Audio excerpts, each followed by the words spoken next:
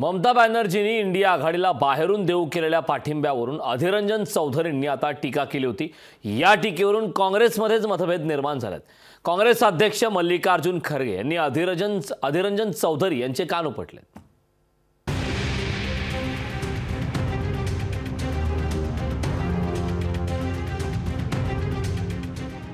ममता दीदींवरून काँग्रेसमध्येच मतभेद। अधीररंजन चौधरींना खरगेंनी फटकारलं।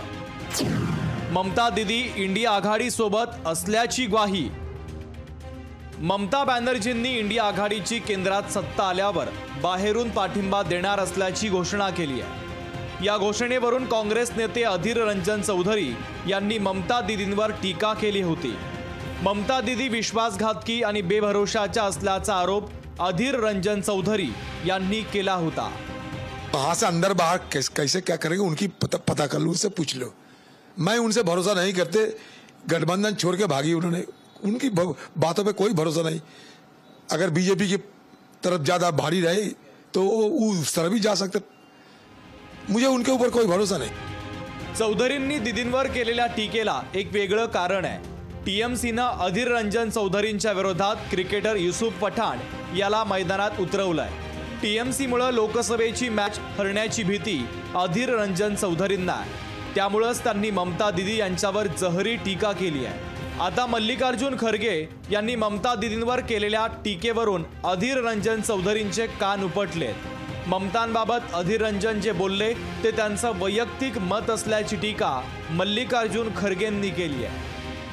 अब ममता जी पहले तो उन्होंने ये कहा कि हम बाहर से सपोर्ट करते, ये पहले से भी हुआ, बहुत से पार्टियां बाहर से सपोर्ट करते आते हैं।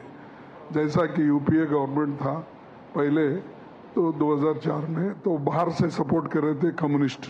रिसेंटली और एक स्टेटमेंट उनका आया है कि अगर सरकार बनती है तो सरकार में हम शामिल हो जाएंगे, तो नेचुरली वो गठबंधन के साथ है, ये स्पष्ट है। अब रही बात अधीररंजन चौधरी की, अधीररंजन चौधरी निर्णय लेने वाले नहीं, निर्णय लेने वाले हम हैं, कांग्रेस पार्टी है, हाईकमांड है, इसीलिए वो हम जो निर्णय लेंगे वही सही होगा।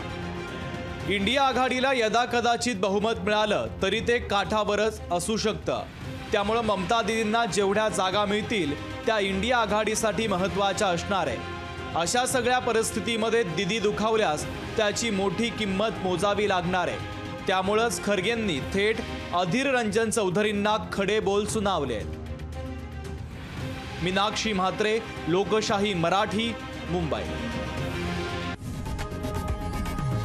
लोकशाही मराठी ऐका, पहा, जागरूक रहा।